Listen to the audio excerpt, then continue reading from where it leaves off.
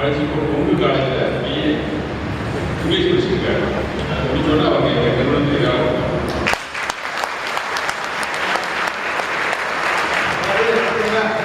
அதாவது இப்பதான் சொல்லி முடிச்சேன். 108 தேசத்துல யாராவது பாப்பா கண்டிப்பா ஒரு மிகப்பெரிய வாய்ப்பு கிடைக்கும் சொன்னேன். இப்பதான் விதைச்சேன். விதைச்ச உடனே எனக்கு அறுவடை கிடைத்து விட்டது, வேலை கிடைத்து விட்டது. மீண்டும் இந்த நன்மை வழங்கி சொல்ல வார்த்தை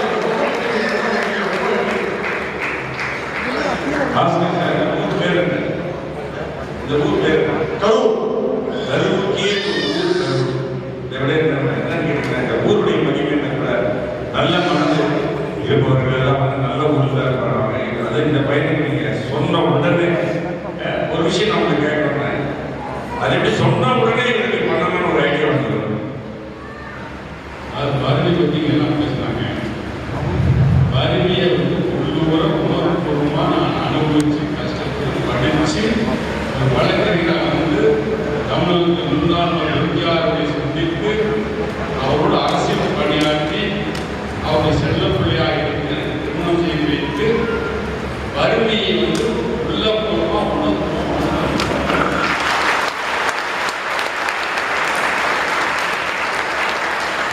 சாப்பாடு கூட நான் வழியில் கொடுத்துருக்கேன். என்னை தாயா இன்னும் இருக்கிறார், அவருக்கு 90 வயசு ஆகும். இன்னும் அதுவாக சொல்லியிருக்கிறார். அவர் தான் என்னை கஷ்டப்பட்டு படிக்கிறார்.